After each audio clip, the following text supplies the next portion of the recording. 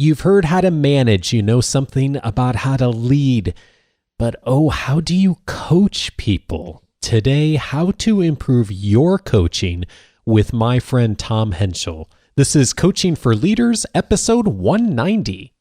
Produced by Innovate Learning, maximizing human potential. Greetings to you from Orange County, California. This is Coaching for Leaders, and I'm your host, Dave Stachowiak. This is a weekly show to help leaders improve their communication, strategy, coaching, productivity, and personal mastery. And emphasis on the word coaching today.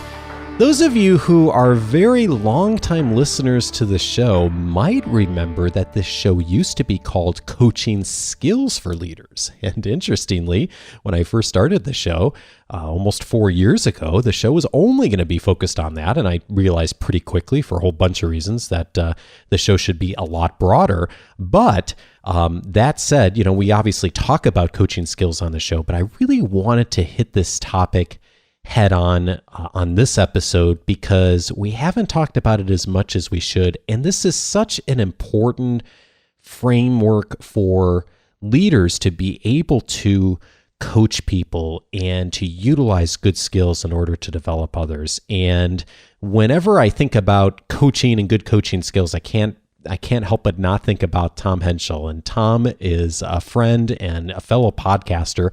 Those of you who are part of our community who have heard him before know that he is the host and producer of the show, The Look and Sound of Leadership. And I know we have many people in the listening audience who also listen to Tom's show. It is a fabulous show. And before I even started this show, it was one that I listened to very regularly.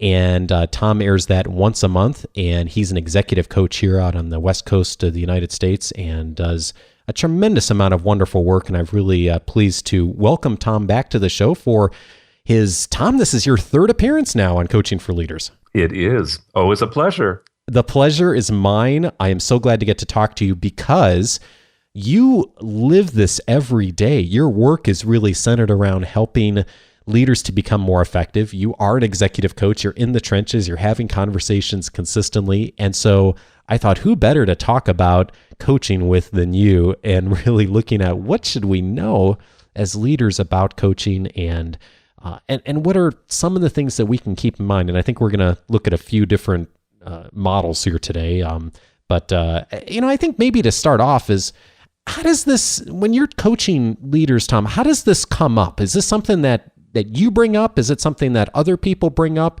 as far as getting better at this skill? Or is it something that's not on people's radar screens at all? It's often not. And what's interesting to me when I do need to talk with people about it, they're in such a different place. They are the boss, and suddenly they need to coach their people. I've got a woman right now where her boss has kind of made it a mandate of like, I want all my people to be coaching their people. So the woman I'm coaching, she and I've gotten to talk about it, but she's also their boss. So there's the question of, well, what's coaching and what's managing? And, everybody's day is so full already. It's like, oh my gosh, and now I have to do this thing called coaching. And it's very different, I think, than you and I, who are focused on being helpers. We're focused on people's development every day. That's not what most leaders are doing. So I think it's a mind shift for people.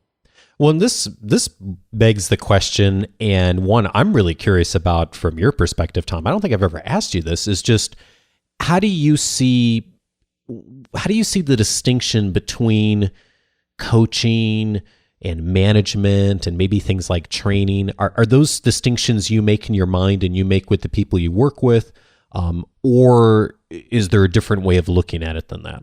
I do make a distinction. So it's funny, within the space of 24 hours, I heard it from two different people and they were so similar, but I went, oh, one is management and one is coaching. So with one person, he leads a team. He had somebody on his team who just he was trying to rearrange his day. He was trying to come in earlier than everybody else and skip a lunch so that he could leave at like 2:30 in the afternoon. And the boss, the guy that I was coaching, the boss was going, he's got it all wrong. He's got to fix that. Well, that's a management issue. The The boss just needs to go in and say, that's not the kind of the rules of the game. It's not how we do it. And he may do some dialogue back and forth about what's behind it. But the truth is, it's just a management issue. The guy can't do that. Right. 24 hours later, I'm talking to a woman who runs a team. She's in Washington, D.C., and she's talking about her vice president who her concern is he wants to stop working at 5 p.m. And she said, that's not going to work for a vice president in this organization. He doesn't understand what it's like to be a VP. Now, both of them in some ways were about the hours worked, but her issue with her vice president, that was a coaching issue because he's thinking wrong about his job. So it becomes a coaching issue over time where they really need to do a whole lot of talking and he actually needs to shift how he thinks about something. It becomes a development issue. So I think that's when coaching kicks in, is when it's a development issue. Interesting. So it's the process of helping someone to really develop their skill set in order to be more effective in their work versus a rule or a policy question. It might be a skill set, but it also might be a way of thinking. So, for example, a skill set. One of the leaders I'm coaching has a direct report who has some quirky behavior in meetings. She kind of licks her fingers and twirls her pen and plays with her hair. Those are skills, but it's actually a development issue. It's a kind of executive presence issue. And what I said to the leader I'm coaching is, you're going to talk to her about this for a long time. It's a development issue. And you also need to kind of find out, what's behind it, what's going on, what's in her head, because somehow she's not thinking about her role, about being in the meeting and kind of being an executive on the corporate stage. And so is that where the ongoing conversation is it's not necessarily just the behavior that's happening, but it's, like you said earlier, it's almost like the mindset that's behind that behavior of addressing that and talking about that and also ultimately influencing change there. Mm-hmm. That's when I think coaching is at its most robust. I think if it's just an issue of you're not on time for the meetings, that's not a coaching issue. That's a management issue. That woman just needs some feedback and there needs to be an agreement. But yeah, this idea of, you're not showing up in meetings in a way that actually works for you. I'd like to talk with you about this over time. That's a coaching issue. Got it. Okay. So assuming we're at that point where we are able to make that distinction, how do you help people start with this? Like, what are some of the logistics about just entering into that kind of a conversation? And particularly if I am the manager, where do I start with that? Like, especially if I haven't done it before. So the first thing is, I think coaching needs good goals. It's not an open-ended process like, kind of loose and, we're just going to see where it goes. It's like, no, I think coaching, especially in the corporate setting, we need an agreement. So what are the goals going to be? So it might be any of the things we've already talked about. I need you to think differently about what it means to be a vice president in this organization. Or, I really want to think about how you show up in meetings. And it's not just about what comes out of your mouth, but how you are at the table. Those kinds of things where I'm going to actually introduce a goal for you. And I, in my own head, am going to agree that this is going to be, it's going to be over time. And I just have to laugh because so many of the people that I coach are results oriented and they want it to be quick. Like, can't I just give her the feedback and be done with it? Like, no, I'm sorry, you can't. If only it worked that way, you and I would, our jobs would be a lot easier, wouldn't they? Yeah, we might be out of a job. I don't know. That's true. That's true. But yeah, I think that the two things that I'm putting forward here in terms of where do you start? Number one is in your own head, as the leader who's going to coach someone, you need to get it clear what are the goals so you can articulate it. And maybe even it's singular. I want to talk about one goal, one thing with you, and then to commit to it over time. And one of the suggestions that I give people is to say, you and I are going to talk about this between now and your next performance review. And now I've already set up, you're going to get feedback about it at the end of the year. Now, you and I are going to talk about it a lot between now and then, but it's in your performance review. Now there's duration to it. And how do you help leaders, Tom, to frame the goal as a result versus a process? Because I think that's, for me, something that I find is a hard distinction for some people is okay, we're not just going to talk about your presence in the meetings, but what's the end result we actually want to get to in that dialogue? Do you find that a struggle for people too? And if so, do you do something that helps them to frame that better? I often ask people to imagine it on video. And basically what I'm really trying to get people to do is to make it measurable. What's it going to look like if it were different? If they were doing it right, what would it look like? Describe it to me. Well, she wouldn't be licking her fingers. Well, she wouldn't be playing with her hair. It's like, okay, great. And sometimes it's, I don't know, respectful behavior, to which I go, that's admirable, but it's not specific yet. It's certainly not measurable. What does that mean? And again, if they were going to write a performance review, they could probably write about it, which is why I say don't start the conversation until you've had some time to think about it. But the short answer to your question, Dave, is think about it as if it were on video. What would it look like if it were better? So visually describing it, and I like that. I like that analogy, by the way, because like I can see that, and as I think about a video, I could articulate the kinds of things I'd want to see and hear from somebody based on a video, and then have a conversation about it. You also, by the way, might be able to picture on a video the things you don't want, which is really helpful. Like currently, I see you licking your fingers. I don't want to see that. It's not helpful, and I might end up talking about why. But that's all the goal setting stuff. Okay, fair enough. So once people have done a little bit of that, and by the way, I love the advice of thinking that through yourself first before you start having that conversation. As that starts to happen, I know one of the things that you're a big believer on is mindset, the leader's mindset as far as what they're doing with this. And I think one of the things you've already said falls into that is that this is not just a one-time conversation. This is an ongoing dialogue we're going to have. In addition to that, what are the things around mindset that we need to shift or we need to be present to in order for this to work well? Yeah. Well, here it comes. This is the biggie. This is, I think, the hump that is so hard to do. 4 words. It's not about you.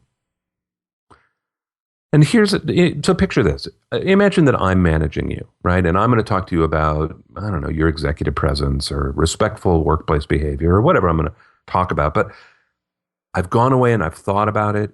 It was important enough to me to even think about it. Like, I'm going to have to coach Dave on this. And it's probably not something I'm dying to do. So I'm already feeling a little burdened by it. Maybe even a little victimized. Like, I wish I didn't have to talk to him about this stuff. I wish he would just fix it or whatever. I've got a lot of junk already. I've got attitude. It's important to me. Your success is tied up with my success. Like, my boss is ragging on me that you're not being respectful or whatever. So I've already got a lot of energy about you fixing this. That is not a helpful way to enter the coaching contract. So for you and me, really, truly, as coaches, in our real roles, Dave, the truth is I walk into people all the time and I say, so this is what your boss wants you to do. Like, I don't know. What do you think? And I don't care. I don't care whether they do it or not. And that's actually really helpful for me. I'm not invested. I don't care what they say about it. I don't care what their opinions are about it. I'll take them wherever they are. I think it's very hard for the boss to have that kind of neutrality with their direct report. So I admit that this is a challenge for leaders, but I want to say if you're really going to coach your people, you have to get unplugged. You have to be willing to think, this is not about me. This is their development. And they may not hit the mark. They may not get that raise. They may not be able to stay in this job. They may not be able to do what I'm asking them to do. And that won't be a reflection on me. That is hard to do. I agree that that's hard. Why is it important for us to unplug? Like, what happens if we don't do that well? Then it's going to be, I'm going to try and convince you. Dave, don't you understand why it's so important? You can't lick your fingers in the meeting. Don't you understand? Right? Like, I'm all invested now. And I'm going to try and persuade you. Well, coaching is not a persuasive process. By the way, that might work. You and I might be able to have an intellectual conversation where I persuade you. But now it's just feedback, and that's not coaching. The truth is the coaching process is helping someone understand from their own point of view why it would be in their benefit and make a change that probably other people have asked them to do before. I think you and I talked about this the first time we talked about feedback. So that's over a year ago now, right? I mean, It is. We talked about the idea that I approach these conversations assuming that you've heard the feedback before. Well, if that's true, right? Like, I'm going to give you this feedback and say, you need more executive presence, and you might be willing to say, yeah, I know, I've heard that from other bosses too, and gee, sometimes my wife even tells me that. If I'm going to get a different result from you this time, well, why? How am I going to get a different result? It's not going to be by just intellectually persuading you. You're probably already intellectually persuaded. That's why the coaching is so helpful. If you're willing to walk next to me instead of push me, that's going to be a different process. And one that most of us haven't been trained to do as managers, isn't it? Because we're Right. trained to command and control, at least classically, a lot of us have been. And now we know that, okay, that's not always the best way to do it. Leading is about influence and persuasion and setting a vision. And yet, like you said, coaching is different than that, because we are disconnected in a way. And yet, we are counting on that person to come along with us in a lot of situations. That's a hard thing for a lot of us to do, isn't it? It is. So I've got two images that help me, because, by the way, when I get in with someone and I'm, even if I've been reading their feedback before I give it to them, I get invested. So I have to remind myself too, it's not about me. The coaching may or may not succeed. And by the way, I've often got skin in the game. Like, sometimes it's my first time coaching in an organization, and I want the coaching to look fantastic. I want more work. I want them to like me, blah, blah, blah. But I have to get disconnected. So I've got two images that help me stay disconnected. One is, these actually both involve my teenage daughter. My teenage daughter, whose name is Julia, has a gift with animals. We were out in a forest one day. We were rock climbing with a guide in Georgia. And there were these butterflies. And they came to her, not to me and not to the guide. And she actually kind of knew what to do with them. So as she was like handling them, more came to her. And I looked at the guide and went, couldn't you do this? And he was like, this has never happened before. We have wild rabbits in our neighborhood. These are wild rabbits. They run from everybody. But they don't run from her. And she can actually, with patience, get them to come to her, and she can feed them and pet them.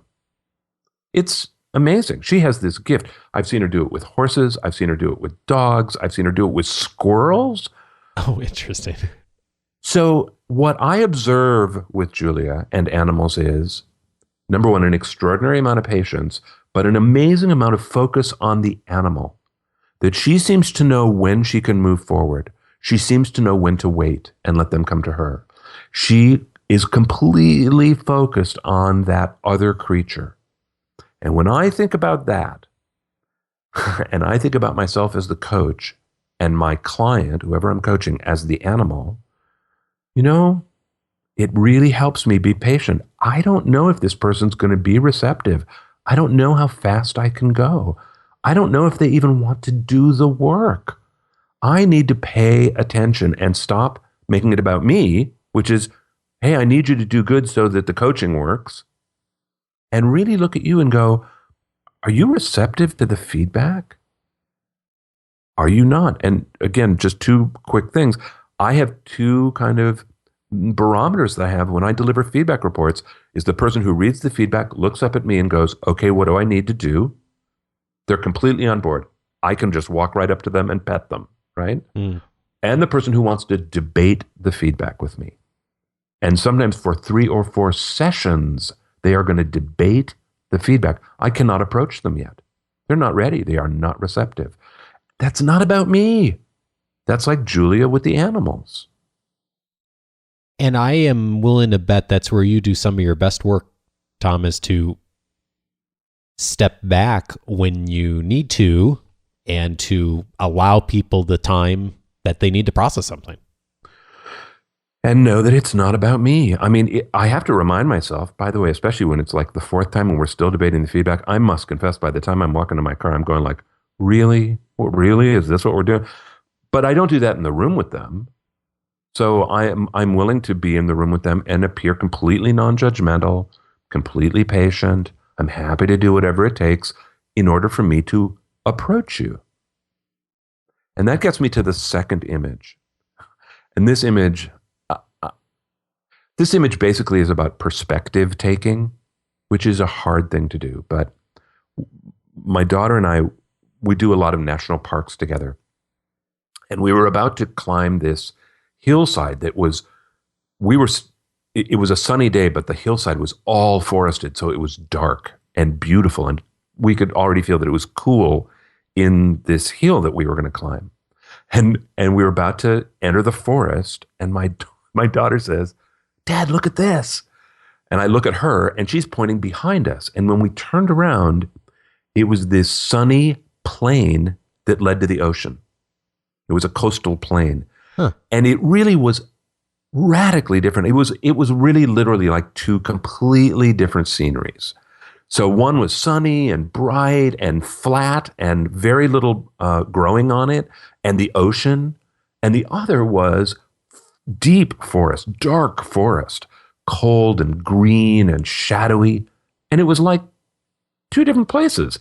And what my daughter said was, can you imagine two people standing here looking, and over one shoulder you see coastal plain, and over the other shoulder you see forest. And the first person goes, wow, that's really beautiful forest. And the other person would go, are you crazy? It's the ocean. And they would never agree. And I thought, that's perspective taking, right? For sure.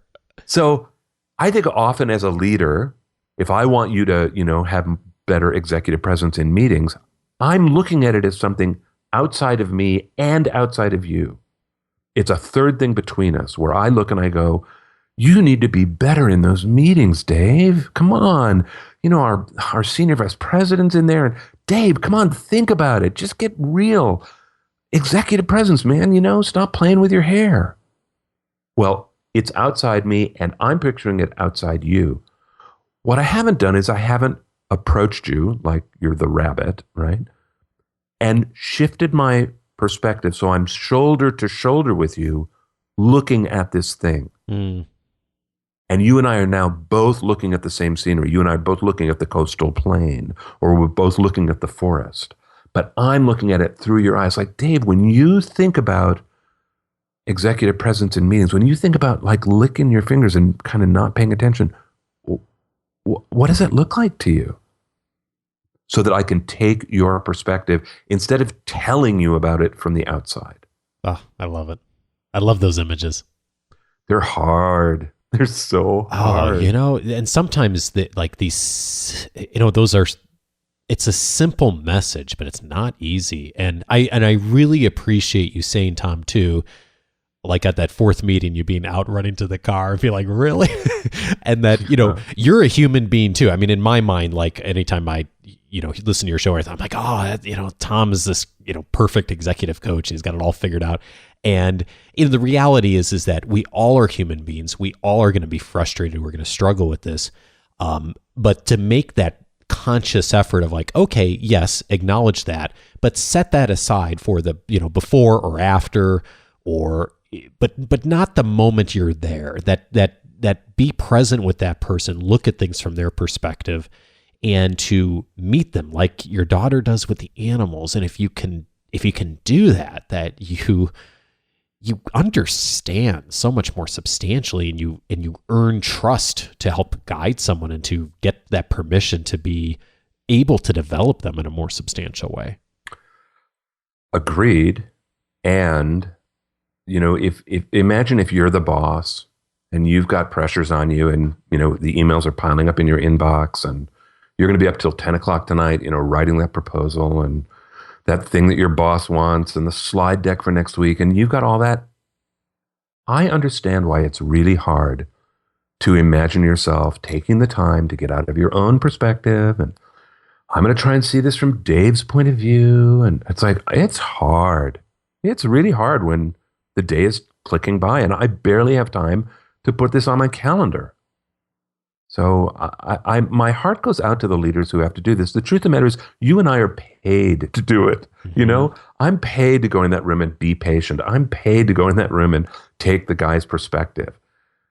Oh, it's hard for leaders.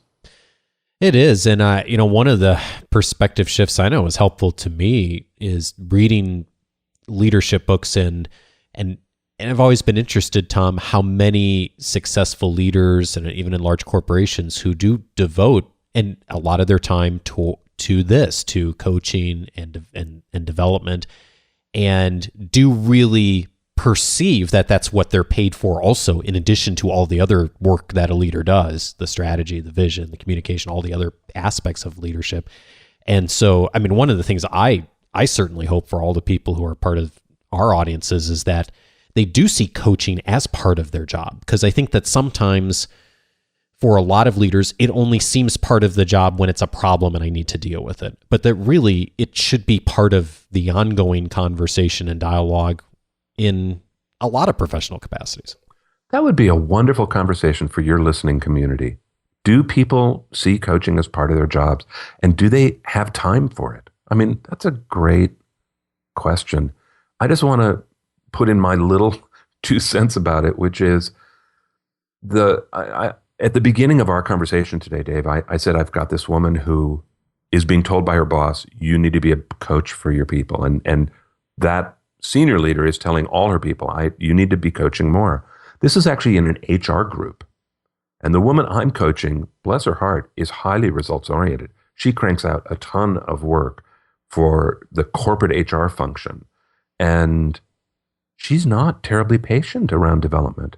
It's fascinating to me because, I think we often think about HR people as being kind of touchy-feely and, really kind of willing to have those conversations. And she is very impatient with it.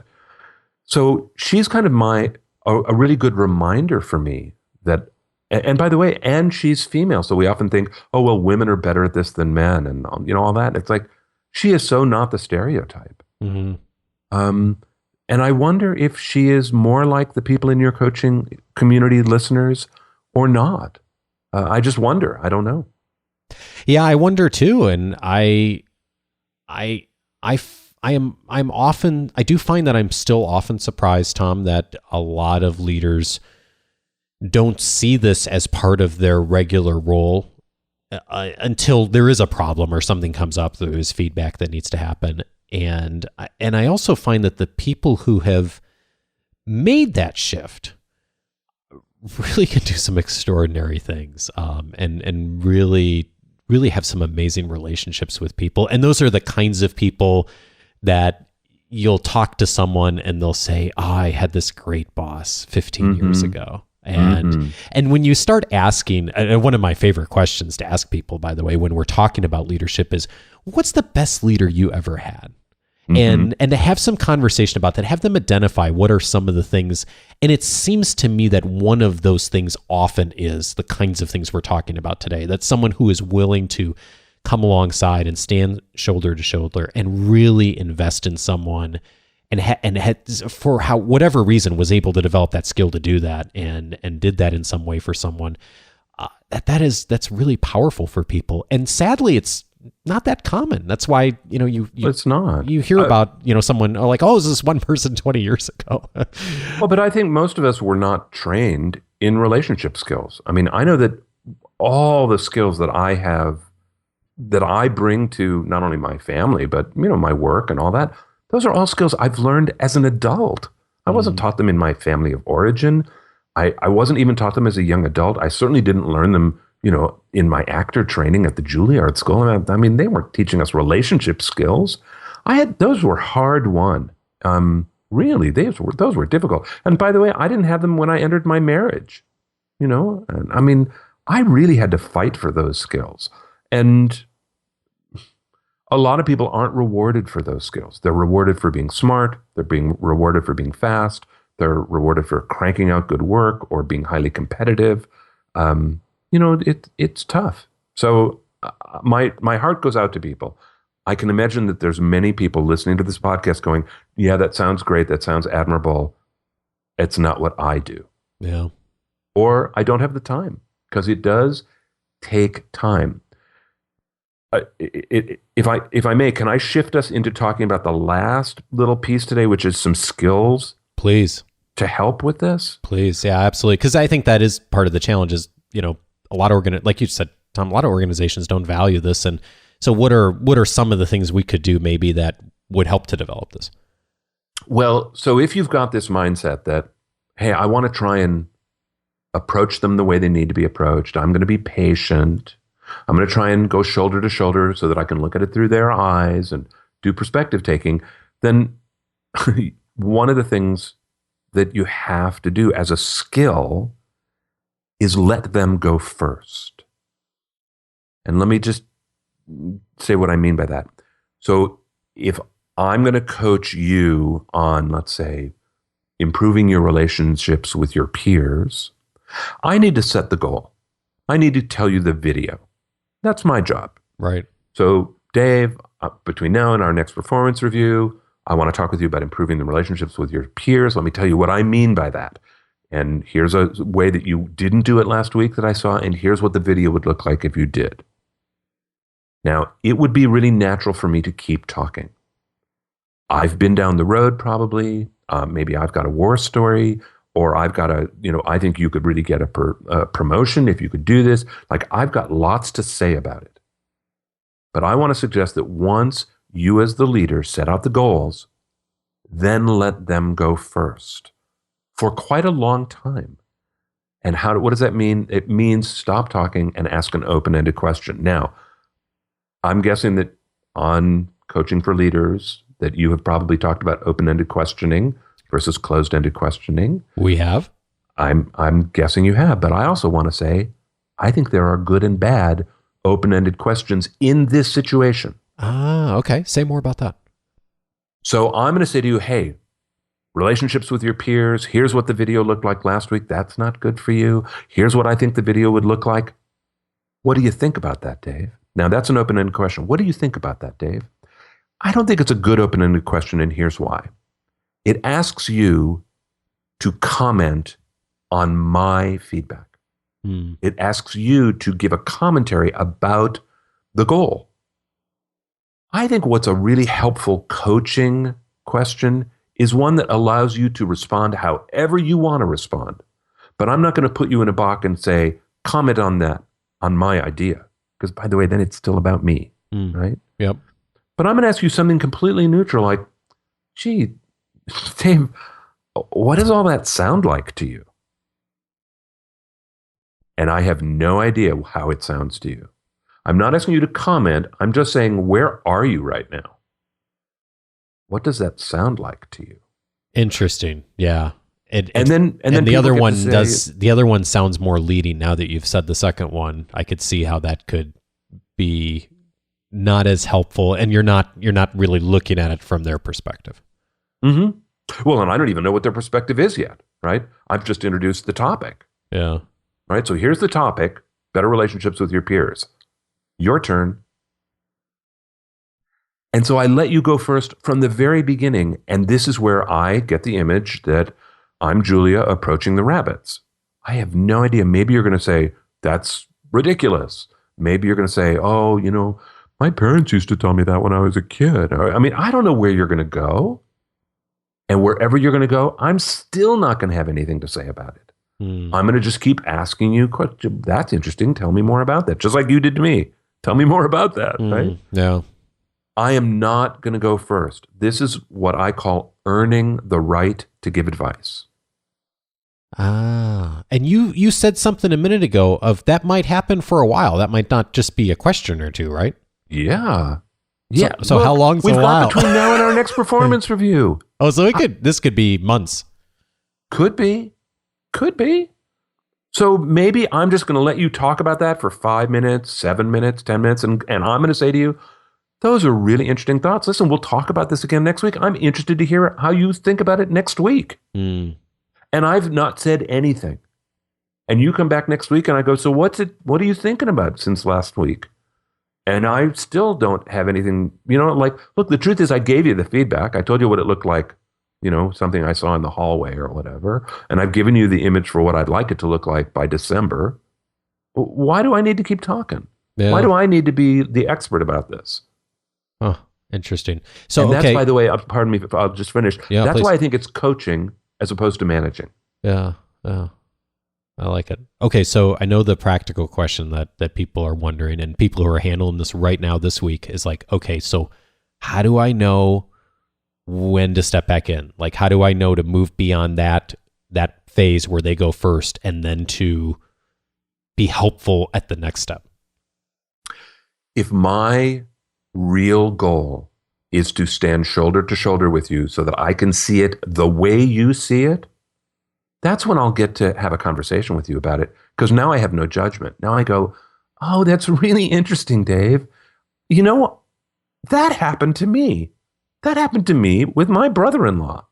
I got to tell you about this conversation. And now we're just in a conversation. Once I can actually imagine myself looking at it with you, I think I've earned the right. Because now I'm not looking at it from the outside saying, no, Dave, you don't understand. Because when I'm coming from that point of view, I'm clearly not shoulder to shoulder with you. No, I'm in a persuasive argument with you.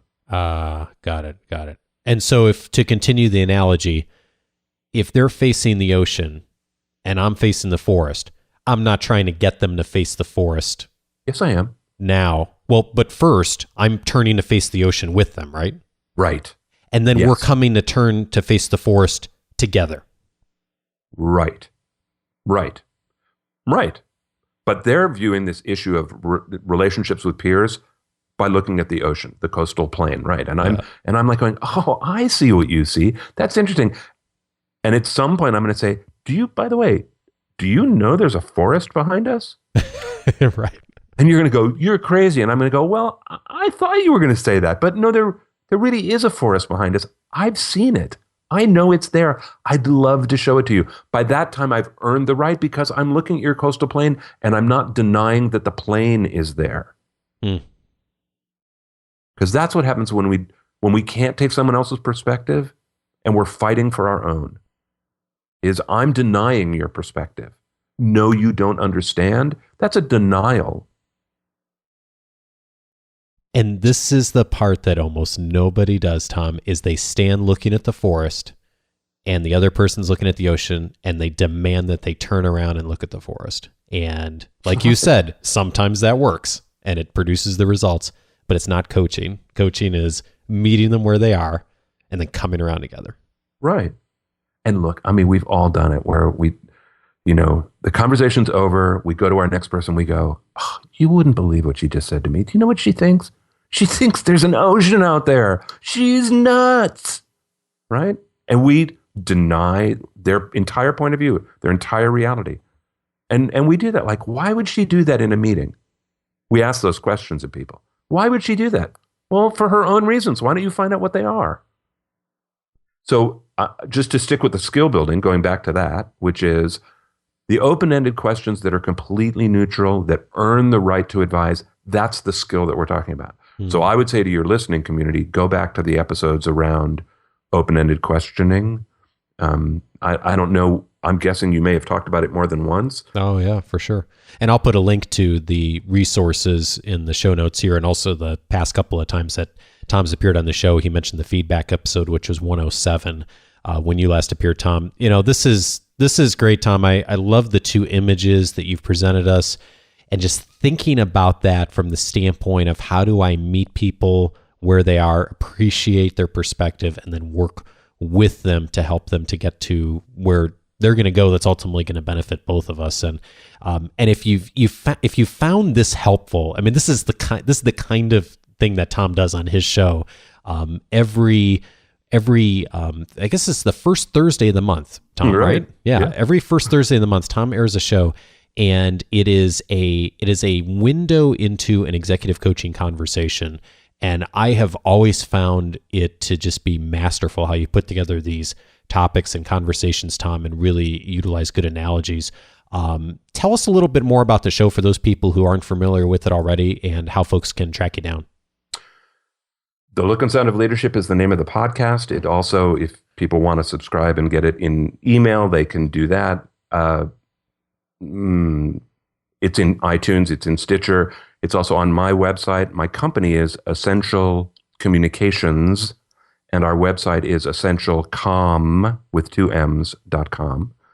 And the one this month that went up at the beginning of April was exactly this. It was so timely that you and I did this because it actually has those 2 images, Julia with with the bunnies and the coastal plain image. And you and I have gotten to go actually way more in depth, but that's the Look and Sound of Leadership. Fabulous. And it's by the way, it's only usually 12 minutes, 14 minutes, something like that. It is. It's very short. I've said it before, and I'm going to keep saying it. It's a great compliment to this show. Definitely listen. There are virtually no other leadership podcasts I listen to on a regular, consistent basis, just from time and resources standpoint. But I always listen to Tom's because it's always so helpful. So I definitely encourage you to check it out. And if you are looking for a coach in your organization for one of your leaders or colleagues or direct reports, I certainly would recommend checking out Tom's site because he's a wonderful resource for your organization. And as you can tell, is very skilled in doing this. Tom, thank you again for your wisdom. It's just a great opportunity to work with you, my friend. And I can't wait till our next conversation again. Same here. Thanks a million.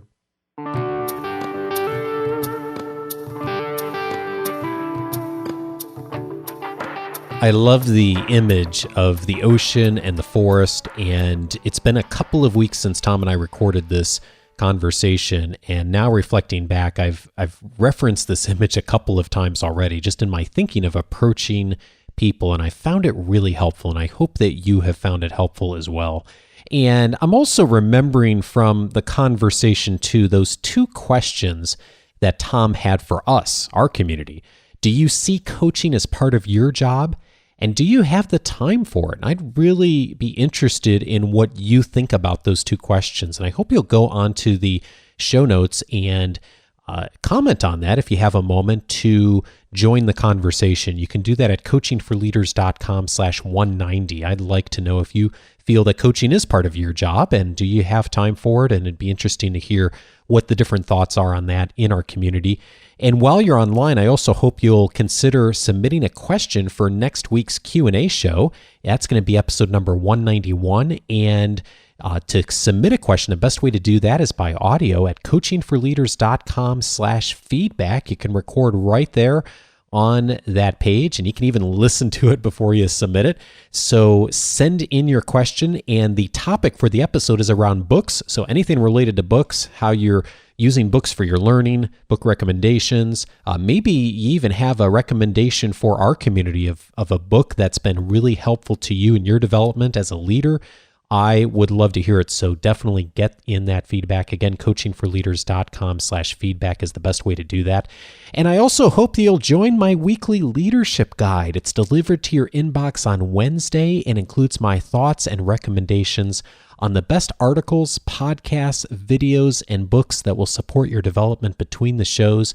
And I also have a brief overview and link to all the show notes each week. So if you listen on the go like me, it'll give you a good way to follow up. And I'll also send you, when you join the weekly leadership guide, the access to get my downloadable list of the 10 leadership books that will help you get better results from others and brief summaries from each of those books. So if that would be helpful to you, as well as a video that goes along with that, just go over to coachingforleaders.com/subscribe, and that is the best way to get access to that. And I look forward to talking with you on Wednesdays as well. And finally, our community member spotlight. I don't have one for you this week. I didn't want to go too long on the episode here. I wanted to get in all of Tom's thoughts, but I hope that you will take a moment as well. If you've been listening to the show for a bit and you'd like to be featured as a future member spotlight, you've been hearing those on the shows over the last 6 to 7 episodes, go to coachingforleaders.com/spotlight and you'll get all the information you need on how to be featured as a future member spotlight. So again, coachingforleaders.com/spotlight. Take a moment to do that this week, and I would love to consider featuring you in a future episode. Have a great week, and I look forward to talking with you on the Q&A show with Bonnie next week. Take care.